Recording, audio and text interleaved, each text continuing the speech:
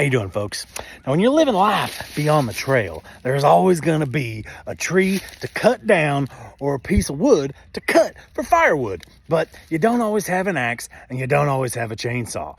So, what I think we should do is make us a series and test out all the things in the world that you can use to cut down a tree or chop a piece of wood.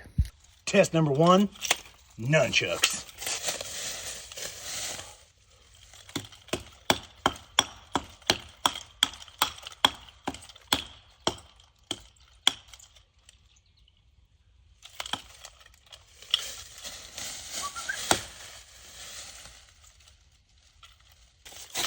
Nunchucks don't work.